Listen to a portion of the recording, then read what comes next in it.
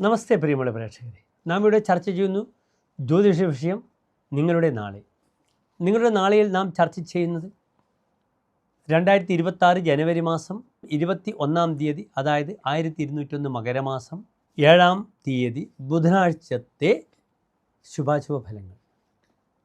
നാളെ ബുധനാഴ്ച നിങ്ങൾക്കറിയാം, സൂര്യോദയം 6:51 അസ്തമയം വൈകിട്ട് 6:21 തൃശ്ശൂരിൽ.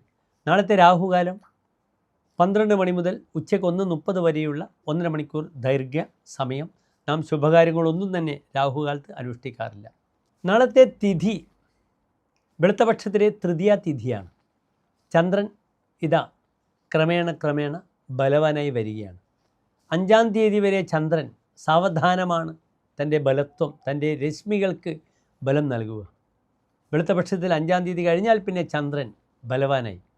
5-ാം തീയതി കഴിഞ്ഞാൽ പിന്നെ വെളുത്തപക്ഷത്തിലെ ഷഷ്ഠി, സുബ്രഹ്മണ്യനുമായി ബന്ധപ്പെട്ട് കിടക്കുന്ന ഷഷ്ഠി വ്രതം, ഷഷ്ഠി ദിനം, ഇത് വെളുത്തപക്ഷത്തിലെ തൃതീയ തിഥിയാണ്.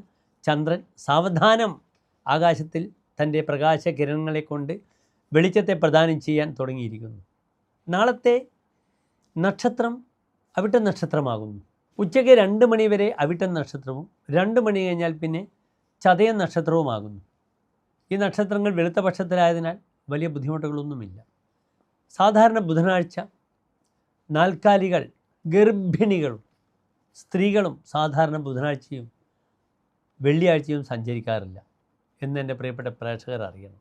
ഗർഭിണികളെ ഒരിക്കലും ബുധനാഴ്ചയും വെള്ളിയാഴ്ചയും യാത്ര അയക്കാനോ അല്ലെങ്കിൽ കൂട്ടി വരാനോ പാടില്ല. നാളത്തെ നക്ഷത്രം, നാളെ ബുധനാഴ്ച, ബുധൻ പ്രായേണ ദൗത്യം നിർവഹിക്കുന്ന ഗ്രഹമാണ്. അവിട്ടം ഭൂമിയുമായി ബന്ധപ്പെടുന്ന വ്യാപാര വിഷയത്തിൽ വളരെ നല്ലതാണ്. അതിനാൽ നാളത്തെ ദിനം എൻ്റെ പ്രിയപ്പെട്ട പ്രേക്ഷകർക്ക് വേണമെങ്കിൽ ഭൂമിപരമായ വ്യവഹാരങ്ങളിലൊക്കെ ചർച്ചയ്ക്ക് വളരെ നല്ലതാണ്. അത് ചതയ നക്ഷത്രത്തെക്കാളും അവിട്ട നക്ഷത്രമാണ് ഗുണമായി വരിക. നാളെ രാഹുകാലം കഴിഞ്ഞുള്ള 1:45 മുതൽ 3 മണി വരെയുള്ള സമയം മധ്യസ്ഥ ചർച്ചകൾക്കൊക്കെ വളരെ അനുകൂലമാണ്. പക്ഷേ അവിട്ട നക്ഷത്രം 2 മണി വരെയേ കാലത്തുള്ളൂ. അതിനാൽ എൻ്റെ പ്രിയപ്പെട്ട പ്രേക്ഷകർക്ക് കാലത്ത് 10:15 മുതൽ 10:50 വരെയുള്ള സമയം, ഈ സമയവും അനുകൂലമായി ഭൂമിപരമായ വിഷയങ്ങളിലൊക്കെ ചർച്ച നടത്താൻ വളരെ നല്ലതാണ്. വരാഹമൂർത്തി ക്ഷേത്രത്തിൽ നാളെ കാലത്ത് ഭൂമി പൂജ അല്ലെങ്കിൽ ഭൂമി പുഷ്പാഞ്ജലിയൊക്കെ ചെയ്ത്, അല്ലെങ്കിൽ നിങ്ങളെ വിൽക്കുവാനുള്ള ഭൂമി വരാഹമൂർത്തി ക്ഷേത്രത്തിൽ കൊണ്ടുപോയി ഇവിടെ പൂജിച്ചാൽ വളരെയധികം പെട്ടെന്ന് തന്നെ ഭൂമി വിൽപ്പനയുമായി ബന്ധപ്പെടുന്ന, ക്രയവിക്രയവുമായി ബന്ധപ്പെടുന്ന വിഷയത്തിൽ ഉത്തമമായ തീരുമാനങ്ങൾ ഉണ്ടാവുന്നതാണ്. വൈകിട്ട് നിർബന്ധമായ എൻ്റെ പ്രിയപ്പെട്ട പ്രേക്ഷകർ സർപ്പക്ഷേത്രത്തിലേക്ക് പോവുക.